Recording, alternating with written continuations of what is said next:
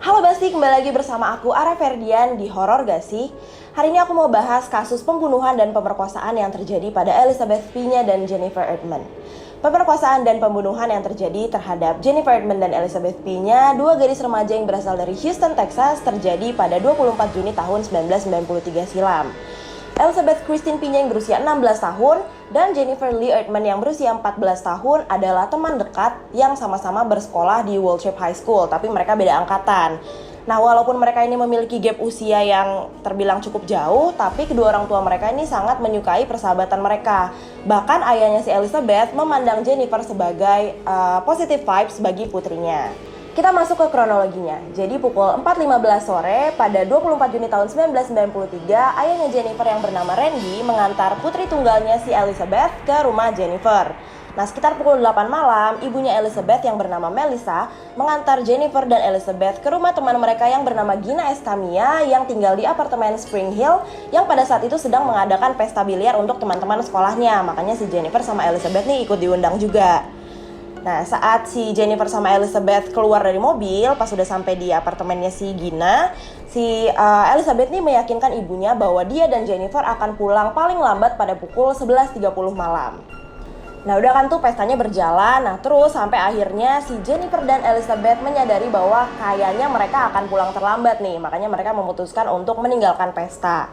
Ketika Elizabeth sama Jennifer menyadari bahwa mereka akan pulang terlambat, mereka udah mulai ketakutan nih. Akhirnya mereka memutuskan untuk meninggalkan pesta. Terus mereka memutuskan untuk mengambil jalan pintas yang berjarak sekitar 10 menit ke kediaman Elizabeth di hutan Oak dengan mengikuti rel kereta api dan kemudian melewati Taman Jester. Nah, lokasi ini tuh kira-kira berjarak 1 mil dari rumah Elizabeth, jadi nggak jauh-jauh banget. Saat mereka sedang mengikuti jalan pintas, Elizabeth dan Jennifer bertemu dengan sekelompok 6 pria yang terdiri dari Peter Cantu, Jose Madeline, Sean O'Brien, Efrain Perez, Raul Villarreal, dan Venancio Madeline yang sedang minum bir dan mengobrol pada saat itu.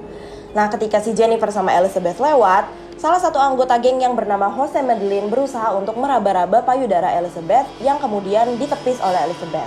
Bukannya menghentikan perbuatannya, Jose Madeline ini justru malah menahan Elizabeth, merangkul lehernya dan mendorongnya hingga terjatuh, hingga dia menyeretnya menuruni tanjakan berkerikil menuju anggota lainnya. Nah, sebenarnya pada saat itu si Jennifer nih bisa aja dengan mudah melarikan diri, tapi dia nggak mau karena dia berniat buat nolong si Elizabeth. Bukannya tertolong si Elizabeth, justru malah Jennifer ikutan dilempar ke tanah oleh anggota geng yang bernama Peter Cantu dan Sean O'Brien. Seluruh anggota geng kemudian memaksa kedua gadis itu, si Jennifer dan Elizabeth, untuk melepas pakaian mereka. Dan kemudian Jennifer dan Elizabeth diperkosa secara vaginal, anal, dan oral oleh semua anggota geng secara bergantian. Selama hal ini terjadi, Jennifer dan Elizabeth tuh gak diem aja. Mereka berusaha untuk melawan ke-6 laki-laki ini dengan Jennifer berusaha menggigit mereka beberapa kali dan Elizabeth menendang kaki mereka. Tapi apa daya, 2 lawan 6 ya, apalagi perempuan lawan laki-laki ya, udah pasti secara fisik ya kalah gitu kan. Hanya dari bahwa Jennifer dan Elizabeth akan mampu mengidentifikasikan mereka, Peter Cantu, si pemimpin geng, memerintahkan para anggotanya untuk membunuh Jennifer dan Elizabeth. Jennifer kemudian dicekik dengan menggunakan tali sepatu sampai mati oleh Raul di hadapan sahabatnya sendiri, Elizabeth. Pada awalnya Elizabeth nih sempat berusaha untuk melarikan diri dan mencoba meyakinkan para pelaku bahwa ia akan merahasiakan tentang kejadian ini.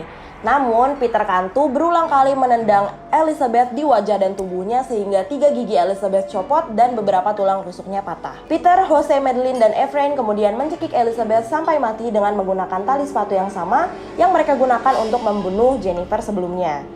Anggota geng lainnya kemudian menginjak leher Elizabeth dan Jennifer untuk memastikan bahwa mereka benar-benar telah mati.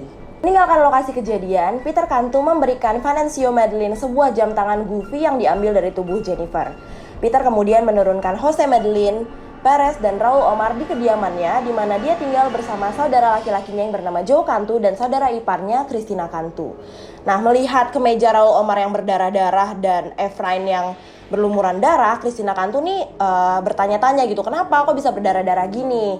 Tapi si Jose Madeline nih bukannya ketakutan, bukannya gelagapan gitu ya, dia malah menjawab dengan santai kayak gini, enggak kok, kita cuma senang-senang aja, nanti kalau mau tahu detailnya nontonnya di TV, bentar lagi juga ada kok di berita gitu.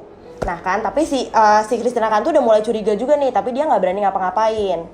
Udah mereka masuk ke kamar, si Peter Cantu kemudian membagi barang-barang berharga yang telah dicuri dari Jennifer dan Elizabeth. Jadi mereka ini bukan hanya membunuh dan memperkosa, tapi juga merampok barang-barangnya si Jennifer dan Elizabeth.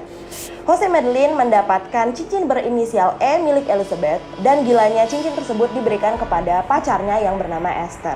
4 hari setelah pembunuhan, tepatnya pada tanggal 28 Juni tahun 1993, jasad Jennifer dan Elizabeth akhirnya ditemukan di Taman Jester saat cuaca sedang panas. Kedua korban mengalami pembusukan yang parah dan catatan gigi mereka digunakan untuk proses identifikasi. Pemeriksa medis membenarkan bahwa penyebab kematian dari Jennifer dan Elizabeth adalah pencekikan.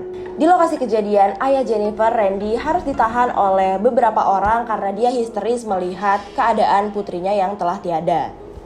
Tanpa sepengetahuan orang lain, salah satu pembunuh, Sean O'Brien, berada di lokasi kejadian bersama adik laki-lakinya dan menyaksikan sambil tersenyum saat mayat Jennifer dan Elizabeth dipindahkan.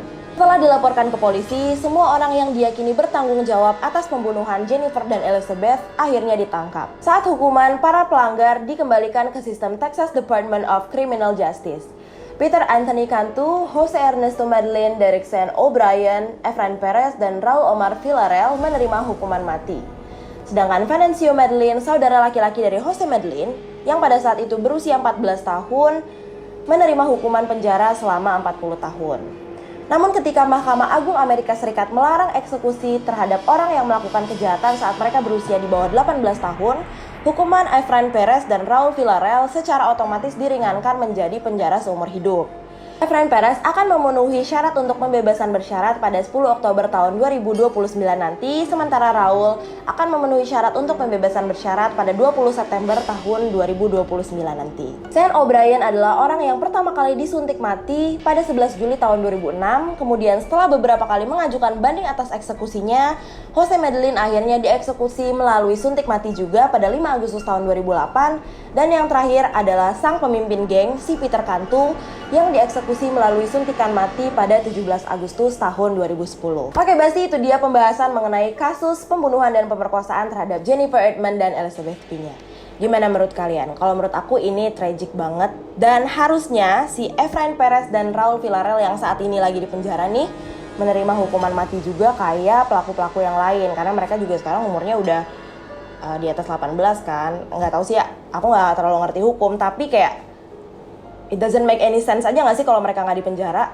Karena kelakuan mereka tuh sama aja sama si pelaku-pelaku yang lain gitu, cuman karena umur. Karena kalau mereka bebas nanti di tahun 2029, berarti umur mereka tuh masih sekitar 54 tahun, which means belum tua-tua banget nggak sih? Mereka masih bisa menikmati kehidupan berapa, 11 sampai 20 tahun ya mungkin. Jadi nggak adil banget buat si mereka berdua ini buat hidup bebas setelah membunuh 2 orang dengan cara yang sangat amat mengenaskan. Oke, Basti, buat kalian yang mau request kasus apa yang harus aku bahas di next episode of Horror Gasi, kalian bisa langsung tulis di kolom komentar. Dan sebelumnya jangan lupa buat like, comment, dan subscribe YouTube Bas Media Channel. Dan jangan lupa buat turn on post notification-nya biar kalian gak ketinggalan kalau kita nge-post video baru. See you on another episode of Horror Gasi. Bye!